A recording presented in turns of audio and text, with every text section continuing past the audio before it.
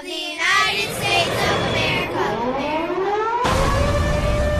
Okay, we gotta talk about this. Just saw the Eminem BET Cypher, head obviously blown off, all of that, and I'm gonna just go through whatever the fuck I'm thinking right now and give it to y'all. So, first thing I felt as I'm watching this is the beauty of fucking hip hop. Like, this is what hip hop does better than any genre ever created in history, in the history of music. We have the most verbal art, and hip hop is the most verbal based musician genre possible. We have a guy here that is able to tell the political and social frustration in a very detailed but witty manner in a musical form. Now, as great as any rock, jazz, any other genre music there is possible, it's very difficult to give such pointed, witty, comical, but also very serious and thoughtful pieces to it in a way that's also entertaining. So this is the beauty of hip hop, just off of the fact that this genre, our genre, is able to explain our feelings as a people, as a culture, in such a specific manner and hit very specific points, from the NFL to the bombing, etc. Now, secondly, the beauty of hip hop is, we gotta talk about it, this is part of the fucking world we're living in, is the racial side. Hip hop is an inclusive art.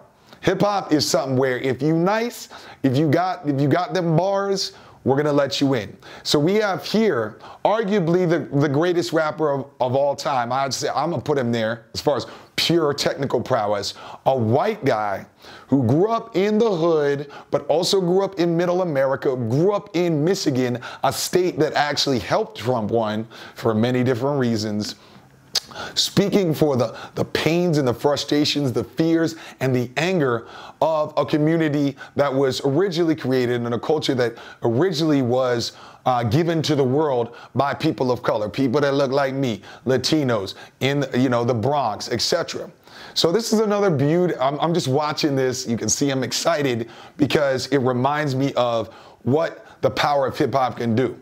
This is a guy that if you saw him walking down the street and you didn't know who he was, you knew where he grew up, you might think his position might be on the other side, but he's not. And he's speaking for people that look like me. And he's speaking for many people who look like him.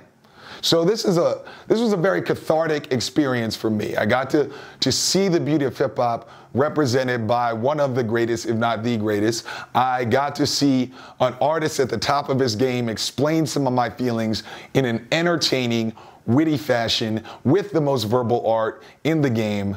And it's also the return. It's the return. I mean, you look at something like this, and I'm not no fucking mumble rap hater. I'm not one of these people that doesn't listen to fucking the little rappers, as J. Cole might call them, and just think, oh, this is all disgusting. But what it does do is point me to what has been missing. And a lot of these hip hop elitists will sit there and say shit like, oh, rap is dead and they're listening to all this bullshit, but can't really pinpoint why that is or what's really missing. And this is what's fucking missing. What's missing is the verbal wit and ability to do social commentary, but also rhyme in a creative way, but also hit to that cathartic emotional place in a song or in a rap form while still making it hot and still making it like, damn, you killing it, right? Now, a lot of the mumble rap stuff, a lot of the modern sound has its place. And I'd be lying if I told you I didn't turn up every once in a while and get out there, get lit, all that shit to that shit.